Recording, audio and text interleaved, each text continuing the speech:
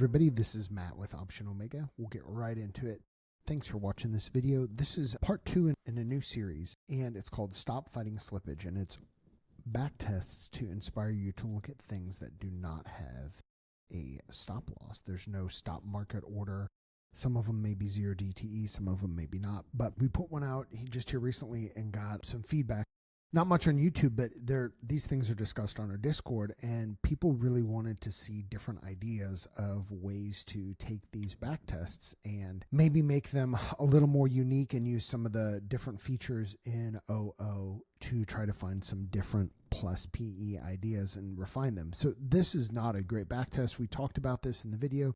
We made it functional, but it's still not great. You're using 10% of your account. You have a 13% drawdown. So got a sub 2 MAR. So what we're going to do is we're going to play around with this. And I have an idea where I want to go. The first thing we're going to do is we're going to put in some leg groups. And this is going to make it worse. I did test this, so I know. But just to show you, what we've got is a put credit spread and a call debit spread. Okay, so this is risk reversal. As we covered, we're selling the put spread, buying the call spread. The whole thing is going to be for a credit. So if we don't get any movement, it'll win. If it moves down, we'll lose. If it moves up, we'll win bigger, right? If it gets to the 20 delta of the long call in the call spread. So if we put leg groups on this, it's going to do a couple things. Number one, because there's slippage, you're going to have 2 separate exit slippages applied. A reminder, leg groups treats the backtest as one trade to enter and then manages them as separate trades. It made it worse. It's not as bad as I thought it would. The other thing it does, and this is more significant, you're holding the put credit spread to expiry, right? There's no, I mean, you're a minute before, but you're essentially holding it to expiry. So, and we can actually take that off, that will be applying slippage as well, so we can take off the exit, but that's really neither here nor there. The meta point is that the idea for this back test was it's a Monday-Friday back test. So on Monday you're doing puts for Tuesday, on Friday you're doing puts for Monday, which is the next available expiration. It's a 3D, not a 1DT, but we don't have exact DT on, so that's what it's picking. Now here's the point. Monday has been bullish in general. Tuesday, not necessarily. So by holding it to the end of the day Tuesday, sure, you're going to have some winners and you'll get a little more juice out of the back test, but you're also going to have some losers because you're also exposed to Tuesday. Let's do this. We're going to look at a different way to back test this, a different method other than the call debit spread. And I was playing around with this and something else, and this is random. It was interesting. It kind of worked. So we're going to try it in here. And it was is buying a butterfly. And so what are the advantages of a butterfly? Butterfly can be cheaper, right? And so what we're actually going to do is we're going to buy a really far out of the money butterfly. Actually, let me set this up properly here. We're going to link these legs, which is going to get us the thing that we're looking for. And we're going to do this far. Right, this is 10 DTE. So it's you're rolling the dice once. There's 2 die. One of them settles within a day. The other one keeps going for 10 days. So who knows what it's going to be. So this is not something I would trade. It's just to show you kind of the different stuff you can do.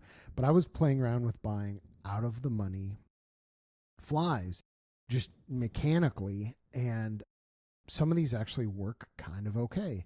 So we're going to go back down to the leg groups, and we're going to move the calls into their own leg group. We're going to make this butterfly. And we're also going to remove the early exit on the put credit spread. We're just going to ride or die. So right now we've got 20 cents of slippage, $1 in fees. Again, there's no stop loss. So it's just going to settle. So we actually, because it's just going to settle, what we can actually do, now that I'm thinking about it, let's just get rid of this slippage, because the excess slippage before, we were exiting early. And I guess I'm thinking about this now. If we're gonna try this, we'll try it 2 different ways. We're gonna try this without closing the put credit spread. So again, you're going to be exposed to Tuesday's movement on the Monday trades and then Monday's movement on the Friday trades. But I don't know. I think this will still be okay. So I think we had it's really close to the MAR we had before, actually. Let's try closing it early on Tuesday or early on Monday. Let's try closing the put credit spread early is what I'm saying. So we're going to close it at 0 DTE and we'll close it at 359. I'm just going to put 5 cent slippage on here. So you're closing it at the end of the day at 1 DTE and there's still no profit target or stop loss. So there will be a little bit of slippage on the exit. Let's see if this makes it better or worse. So this is essentially, we've got a baseline here. What we're going to test now is, does it make sense to hold that put credit spread to expiration, potentially giving you a bigger credit, but also exposing you to bigger risks. So a little bit worse, about the same. Let's just go back to that. Whoops, we'll just go back to that other version. Which one do we want? I think this one right here. Okay, so yeah, we want this version right here. So again, this is a risk reversal.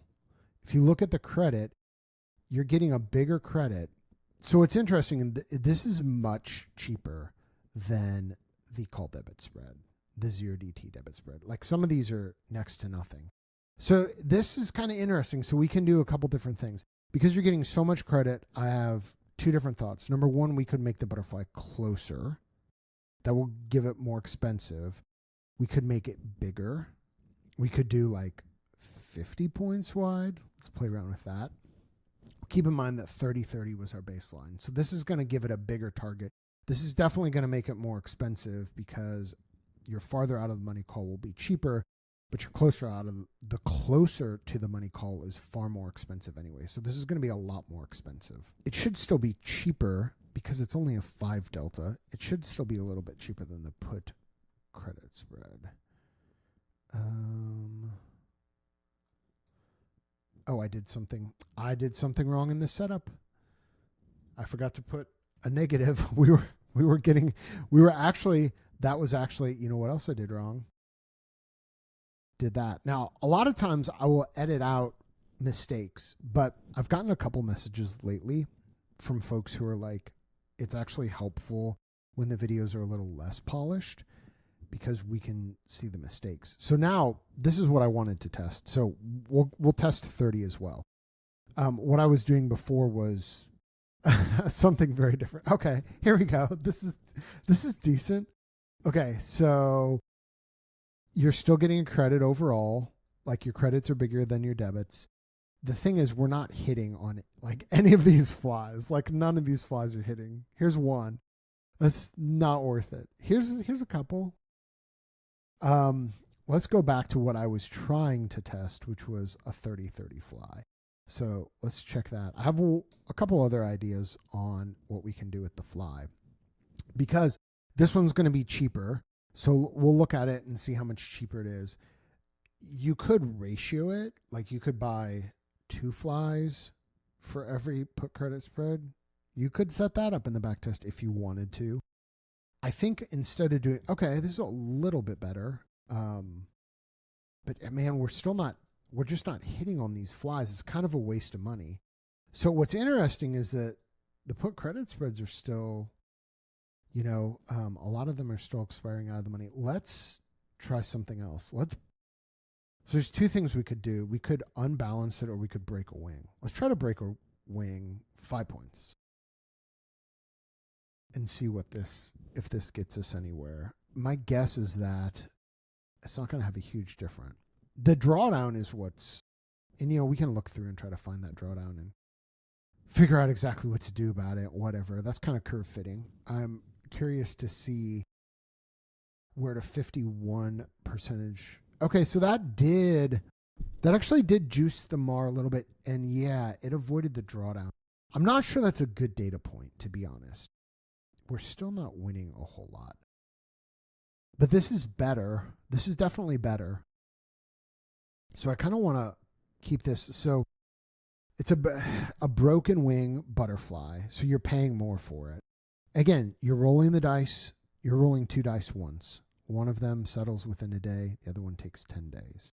And you have the chance to lose on both or win on both, but you're doing it overall for a credit. So if you hit a couple of these, see, breaking the wing made a big difference here. Let's bring this a little bit closer to the money. This is going to be more expensive because now it's closer to the money and it's still broken wing, but it's going to hit more often because it's closer to the money. So let's see how this does.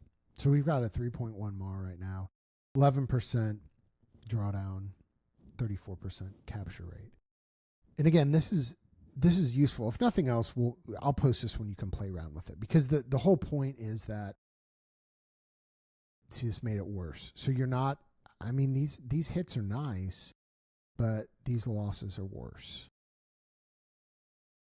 So what you really do, if you think about this, what the structure is here is your JSP. You're just selling a put. And then because you think it's a bullish setup Monday and Friday above the 20-day SMA. In general, when you put the trade on, it's bullish. Now, this actually doesn't really even confirm that. It's kind of a random thing that this works. So this is something I would not trade. I would not trade this without a lot more workshopping. This is not something I find to be appealing at all. However, the reason we put these out is because we have a huge community who loves wacky ideas, and they like to take them and test them and do their own thing. Occasionally, you see this, like, this would have been a good Christmas present. Right before Christmas, this nearly pinned, right? So not only do you get you got, $2.50-ish for putting the trade on, and you got $35. So it's interesting to try to find these. Again, this series, what are we doing? We've got short term, 1 DTE, 10 DTE, 0 DTE in the other video. No stop market order, no stop loss, no slippage. If you're over fighting slippage, there are other ideas to try. So again, this is just an idea. It's just a fragment of something. There's probably something here where you can develop both the put credit spread and the butterfly into something else that might be a little bit more appealing. But when you have a trade that doesn't close at all, or it doesn't exit early at all, it just settles, it can be kind of a zen experience. There's nothing to manage, there's nothing to do, which actually can be harder for some people. This is an inspiration, not something I do, but something to play around with. Something else to note that I don't love, it's got 98 data points, which isn't like a ton. It's also not terrible. It's not enough to get me really excited for something long term. It's only back since dailies. You can tweak these parameters a little bit and running back farther since COVID, since before COVID, whatever. If you run it back too far, just keep in mind 30 wide is going to mean something different in 2019. 35 wide is going to mean something different in 2018, et cetera, than it means now when we're at 5,800 in October of 2024. So thanks for checking out this video. I will save this backtest and post it in the description. Again, the concept is what you should take away from this, not the backtest. Risk reversal, we're doing a put credit spread to finance it, and we're buying a broken wing butterfly to see if we can Yahtzee. So have a great one. More to come. Thank you as always.